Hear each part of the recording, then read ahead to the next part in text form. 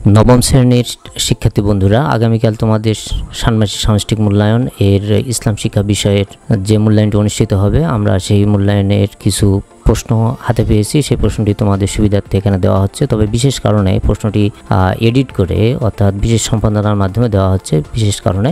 তো এটি হচ্ছে মূল প্রশ্ন। মূল প্রশ্নটি তোমাদের এক পাতার হবে, কিন্তু এই প্রশ্নটি আমরা এডিট করার সময় 2 পৃষ্ঠার হয়েছে। তো এই প্রশ্নটির গুগল ড্রাইভ লিঙ্ক এবং এই প্রশ্নটি পরপরই তোমরা সমাধান পেতে থাকবে, যার কারণে চ্যানেলটি সাবস্ক্রাইব করে সাথে থাকবে। তো আমরা চলে যাই মূল প্রশ্নে। সামাজিক সমস্যা বিশ্লেষণ করে ইসলামের বিধিবিধানের আলোকে সমাধান করি, এটি হচ্ছে তোমাদের প্রজেক্টের নাম।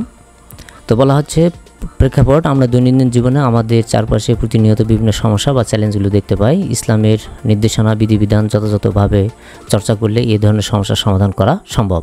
তুমি যে এলাকায় বা অঞ্চলে বসবাস করো সেই এলাকার বিভিন্ন সামাজিক সমস্যার সমাধানে ইসলামের বিধিবিধানগুলো বিশ্লেষণ করবে। এক্ষেত্রে তোমাদের কাজ 1 দেওয়া হচ্ছে যে সমস্যা বা চ্যালেঞ্জ অনুসন্ধান। এখানে নোট দেওয়া হচ্ছে যে তুমি যে এলাকা বা অঞ্চলে বসবাস করো সেই এলাকার বিভিন্ন সমস্যা বা চ্যালেঞ্জগুলো অর্থাৎ সামাজিক সমস্যাগুলো তালিকা করো। তারপরে বলা হচ্ছে এরপর তোমার একজন সহপাঠীর কাছ থেকে জেনে নাও সে কী সমস্যা বা চ্যালেঞ্জগুলো খুঁজে পেল।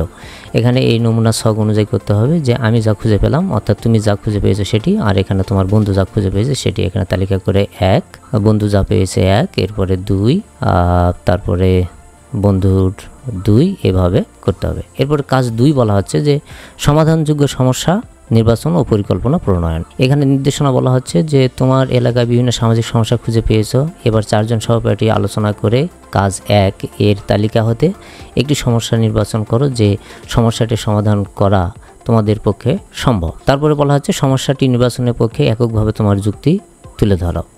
এখানে নমুনা ছক দেওয়া হচ্ছে যে সামাজিক গুরুত্ব আর ধর্মীয় গুরুত্ব। এরপরে বলা হচ্ছে এরপর তোমরা 4 জন সহপাঠী আলোচনা করে নির্বাচিত সমস্যাটি কীভাবে সমাধান করতে পারো তার একটি পরিকল্পনা তৈরি করে উপস্থাপন করো। এক্ষেত্রে নির্বাচিত সমস্যা বা চ্যালেঞ্জের নাম, তারপরে বলা হচ্ছে সমস্যা বা চ্যালেঞ্জের সমাধানের উদ্দেশ্য, তারপরে সময় বা কত দিন বা মাস লাগবে এটি সমাধান করতে, তারপর বলা হচ্ছে কার কার সহায়তা প্রয়োজন হতে পারে, স্ব দায়িত্ব বন্টন, অর্থাৎ এটা যেহেতু 4 জন মিলে কাজ তাই স্ব দায়িত্ব বন্টন করে নিতে হবে। তারপরে বলা হচ্ছে ইসলামের বিধিবিধান ও নির্দেশনার চর্চা বা প্রয়োগ, তারপর বলা হচ্ছে নৈতিক ও মানবিক দিক বিবেচনা। এরপরে 3 নম্বর কাজ যেটি সেটি বলা হচ্ছে যে প্রতিবেদন লিখি। বলা হচ্ছে তোমার বিদ্যালয় বা এলাকায় একটি ইতিবাচক উদ্যোগ চিহ্নিত করো, ইসলামের নির্দেশনা বিধিবিধান ও রীতিনীতি ইত্যাদি আলোকে ইতিবাচক উদ্যোগটি স্বরূপ উদ্যোগ গ্রহণের কারণ ও ফলাফল বিশ্লেষণ করে একটি প্রতিবেদন লেখো। তারপরে কাজ 4 বলা হচ্ছে ইসলামের বিধিবিধান দৈনন্দিন জীবনে অনুশীলন করি। এক্ষেত্রে প্রেক্ষাপট বলা হচ্ছে যে তুমি যে সামাজিক সমস্যা বিশ্লেষণ করেছো, তোমার এলাকার বিভিন্ন সামাজিক সমস্যা চিহ্নিত, সমাধানযোগ্য সমস্যা নির্বাচন, সমাধানের পরিকল্পনা ইত্যাদি ইসলামের বিধিবিধানের আলোকে যে সমাধান করার জন্য তোমার দৈনন্দিন জীবনের কোন কোন ক্ষেত্রে পরিবর্তন প্রয়োজন তা চিহ্নিত করে কীভাবে অনুসরণ করবে তা উল্লেখ করো।